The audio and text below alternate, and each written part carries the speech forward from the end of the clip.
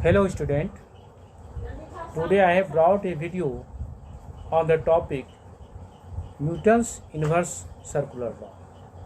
Last video we have discussed about the Kepler's law of planetary motion. In third law of Kepler's we have find that T square is proportional to R cube. R cube is the mean distance of the planet from the sun. This law taken by Newton and proved his inverse circular law. In this video, we would prove that Newton's inverse law as square law and how he proved by using the third law of Kepler. Here is the inverse square law. According to Newton's law of gravitation, the force of gravitation F between the two bodies is inversely proportional to the square of distance between them.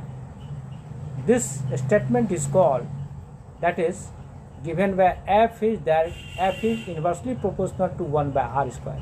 R is the distance between the two objects in the universe. The R is the distance, and there are two dependency of this gravitational force, that F is directly proportional to the product of mass and inversely proportional to the square of distance between that, and this line joining the center of the two bodies, that is called R. That is given here, that is called the inverse square law of Newton. Now, how this law is derived? Newton's derived this law with the help of Kepler's third law of planetary motion. Kepler's third law of planetary motion is that the time square, that is the time period of the planet, that is T square, is proportional to R cube. R cube is the mean distance of the planet from the sun. That is the third law of Kepler's third law. And third law is taken by Newton and proved this law. Here, consider the planet M is moving around the sun with the velocity v. It is the circular motion. If the orbit is considered small, if the orbit, as the first law of Kepler states that the orbit of the planet is not circular, it is oval in shape, that is called elliptical. But when the planet, if the orbit is small, then it is considered to be circular, that is given. If the orbit is considered small, then the mean distance between the planet and the sun can be taken as the radius of the circle, and orbit can be treated as circular. For a planet of small orbit, it may be considered as. Now, the centripetal force needed for the planet to revolve around the sun, F is equal to mv square, that we have discussed in the uniform circular motion and also in the Kepler's planetary motion. Here it is given that it is the orbit, if the orbit is very small, that is taken as a circular, and the mean distance is called R here. R is the radius of the planet and m is the mass of the planet, R is the distance between them. Then centrifugal force acting on the planet is expressed as mv square. M is the mass, v is the velocity of the planet revolving around the sun, mv square bar. It is the centripetal force that we will discuss in the chapter 8 also. Now, here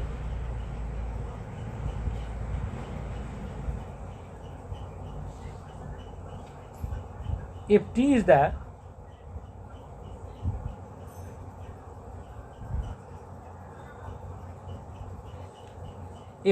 time period of revolution of the planet, then the velocity of planet would be, if the time period of it is the time period revolving the planet is the time period, if they complete one say in time t, then r is the radius of the circular path, that is r here, then twice pi is the circumference of the circular path, and t is the time period, that is v is equal to twice pi r by t is the linear velocity of the planet that is moving around the sun. Twice per the circumference of the circular path. Since twice pi is constant, it is constant. So V is proportional to R by T. R is the variable and T is the variable, and but twice pi is constant. So V is proportional to R by T. Taking square on the both side we get, when taking the square of this equation we get here V square proportional to R square by T square. Now dividing right side the above relation by R. When you multiply and divide both sides, only one side, right side of the equation, R by R is equal to 1. You multiply R by R square by T is R square by T square into R by R. We get here R V square proportional to R cube by T cube into 1 by R. Here 1 by R. Now 1 by R. It is the equation 2, and first was that is F is equal to mv square is the equation first. Now from the two equations, from Kepler's third law we have R cube by R square. It is given here R T square is proportional to the R cube. So R cube by T square, R cube by T. Last video we have discussed about that. Here T square is proportional to R cube. So it may be written as like that R cube by T square is constant. That is given in the last video. It is the third law of Kepler's third law of planetary motion.